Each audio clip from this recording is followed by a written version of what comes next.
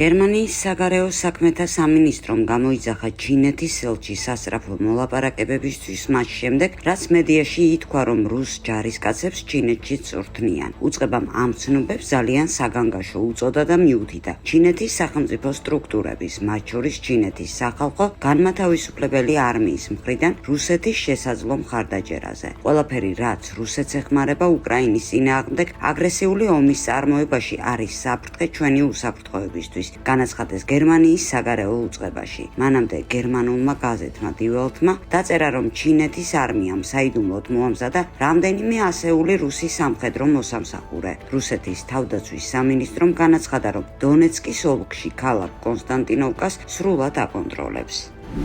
ბლუმბერგის ცნობით, ირანს და ამერიკას შორის ზავის მიუხედავად მეზღვაურები სპარსეთის ყურეში მაინც რჩებიან. 11,000-ზე მეტი მეზღვაური იმ ქვეყნებიდან, რომლებიც რეგიონში არ შედიან, კვლავ ჩარჩენილები არიან სპარსეთის ყურეში თებერვლიდან, ომის დაწყების დღიდან, მიუხედავად იმისა, რომ ივნისში ხელი მოეწერა დროებით სამშვიდობო შეთანხმებას შეერთებულ შტატებს და ირანს შორის. ტანკერის კაპიტანი აფხიჯი ჩოპრა და მისი 21 კაციანი გუნდი 120 დღეზე მეტია ბორცზე თავს ირთობენ კარაოკეთი ძველი ჰინდი სიმღერებზე. ისინი სხვა ათასობით მეზღვაურის მსგავსად გეოპოლიტიკური ძალების მძევლები აღმოჩნდნენ. მათი გემები ვერ ტოვებენ კონფლიქტის ზონას გაურკვევლობის და ტანკერებზე მუდმივი თავდასხმების გამო. საერთაშორისო საზღვაო ორგანიზაციამ დაახლოებით 2,900 მეზღვაურის ევაკუაცია მოახდინა, მაგრამ 8,000 კვლავ ყურეში რჩება. გემის მფლობელებს ისეთი პრობლემები აქვთ, როგორებიცაა ეკიპაჟების შეცვლა, სურსათის დეფიციტი და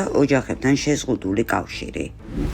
გერმანიის პროკურატურამ უკრაინის სახელმწიფო ორგანოები დაადანაშაულა 2022 წელს ჩრდილოეთ ნაკადის გასადენების აფეთქების ორგანიზებაში. იტალიაში დაკავებულ და გერმანიაში ექსტრადირებულ ყოფილ უკრაინელ ოფიცერს სერგეი კუზნეცოვს ბრალს დებენ სამხედრო დანაშაულებებში, მათ შორის სამოქალაქო ობიექტებზე თავდასხმაში. ბრალდების ვერსიით კუზნეცოვმა ომის დაწყების შემდეგ სხვა სამხედროებთან ერთად დაგეგმა გასადენის განადგურება უკრაინის სახელმწიფო უწყებების ბრძანებით. მიზანს წარმოადგენდა გაზის მიწოდების სამუდამო შეწყვეტა და რუსეთის დატოვება გაზის ვაჭრობით მიღებული შემოსავლების გარეშე, რომლებსაც ის კონფლიქტის დაფინანსებისთვის გამოიყენებდა. კუზნეცოვი ყალბი უკრაინული პასპორტის გამოყენებით შევიდა გერმანიაში პოლონეთიდან და იქირავა აფრებიანი იახტა და ასაფეთქებელი დაამონტაჟა დანიურ კუნძულ ბორნჰიმთან. 2022 წლის 26 სექტემბერს მომხდარმა აფეთქებებმა სერიოზულად დააზიანა მილსადენები და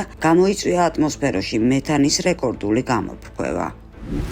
რამდენიმე თვიანი პაუზის შემდეგ ტრამპის ადმინისტრაციამ განაახლა ამერიკული დოლარების ზოგიერთი საჰაერო მიწოდება ერაყში. აპრილში ვაშინგტონმა შეწყვიტა ნაღდი ფულით დოლარების მიწოდება ერაყის ეკონომიკისთვის. დატოვარა თავისთან ქვეყნის ნავთობის გაყიდვებიდან შემოსავლები, რათა ზეწოლა მოეხდინა ბაღდადზე, რომ ეს უკანასკნელი ირანისგან დისტანცირებულიყო. იმავე დროს შეერთებულმა შტატებმა შეაჩერა ერაყის უსაფრთხოების ძალებთან თანამშრომლობა და მეტი დაფინანსება, მაგრამ ახლა მას შემდეგ, რაც ერაყმა ახალი პრემიერ-მინისტრი ალი ალ-ზაიდი აირჩია, რომელმაც დაიწყო კორუფციასთან ბრძოლის კამპანია და შეეცადა ირანის მხარდაჭერილი შეიარაღებული ჯგუფების კონტროლს, მიწოდებები აღდგა. სანქციების ერთ-ერთი მიზანი იყო ირანული შეიარაღებული დაჯგუფებების მიერ დოლარის კონტრაბანდის აღკვეთა. ერაყი დიდი ხანია თავის ორ მთავარ მოკავშირეს შორის ცეცხლშია, ამერიკას და ირანს შორის.